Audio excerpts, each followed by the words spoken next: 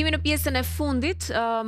Tani, obeziteti dihet që nuk është vetëm ushqimi, se normalisht ne kemi thënë është stili i jetesës dhe ishin shumë faktorë, ashtu siç tha edhe doktori, që ndikojnë tek mënyra se si ne pastaj rritemi, zhvillohemi, veçanërisht pra flasim këtu për fëmijët sot.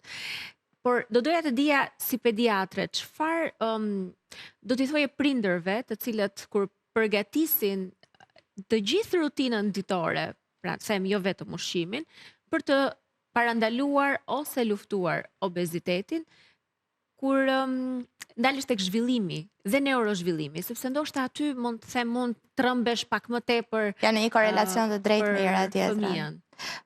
Pa diskutim që kjo është një arsye shumë e rëndësishme për të cilën mjeku pediatër duhet të ndërveproj në pikpamjen e këshillimit ko pas ko e prindin, duke qenë se do preferoja të ndalesha në dy momente kyçe në jetën e fëmijës.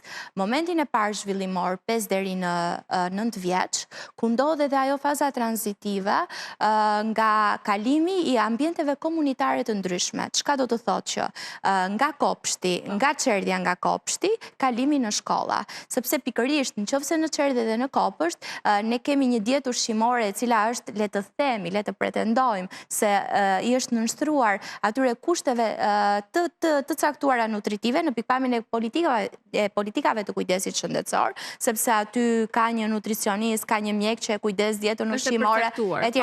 Është e përcaktuar në bazë të politikave shëndetësore, socio-shëndetësore të rritjes dhe zhvillimit të fëmijës.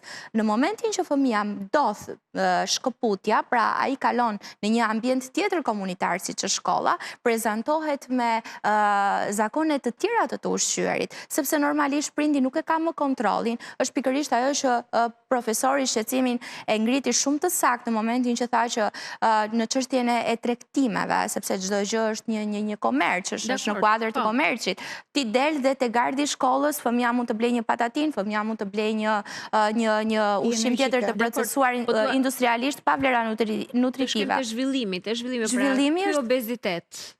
Pa diskutim që ndodh në pikpamjen psikoemotive të fëmijës, sepse duhet të kemi parasysh diçka. Obeziteti ndikon në mënyrë qoftë drejt për drejt, qoftë edhe të tërthort, por do ndalesha më tepër në këtë sensin e tërthort të ndikimit të tij. Bullizimi në shkolla është fëmijët obez, me keqardhje më vjen ta pranoj, po fëmijët obez në shkolla zakonisht bullizohen nga bashkëmoshatarët e tyre. Duke qenë se ata janë fëmijë dhe nuk e kanë të konsoliduar sensin e ndërveprimit, vetëpërmbajtjes dhe respektit ndaj tjetrit, ndaj dallimit, ndaj mendimit ndryshe, pra të pranuarit të tjetrit. Sepse normalisht është ana emocionale, po nëse marrim si pacient një fëmijë obez, pra do jetë edhe një rritur obez?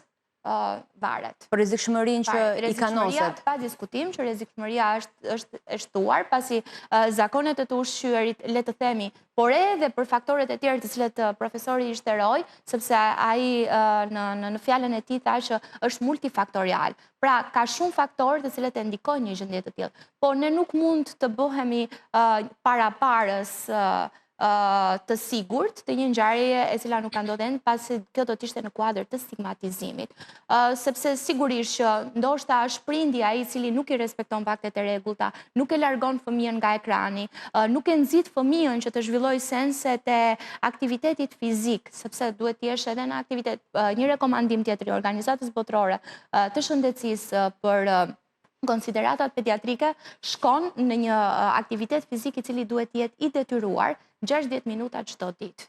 Prandaj edhe politikat socio-shëndetësore, kohët e fundit kanë synuar edhe në vendin tonë në pikpamje të zbatueshmërisë, le të themi që lëm për të dëshiruar deri diku, që ora e fizkulturës duhet jepet rëndësia e dur edhe e shtuar, pasi është e rëndësishme që të shmangen pikërisht këto problematika të cilat afektojnë jo vetëm shëndetin pediatrik, por shëndetin e popullatës në tërësi.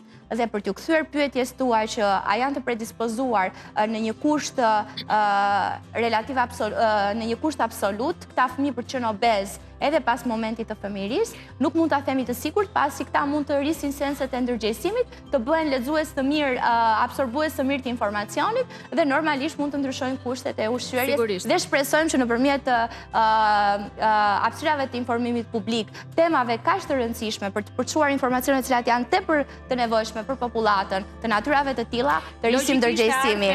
Pastaj ajo është sepse fëmijët janë ardhmja jonë dhe rritur obez apo jo, është çështje marrjes së masave, por pjesa emocionale që pa diskutim që ndikon. Pa diskutim që ndikon në mënyrë të drejtë për drejtë. Me një fjali shumë shpejt, fëmijët lejeni me lujt.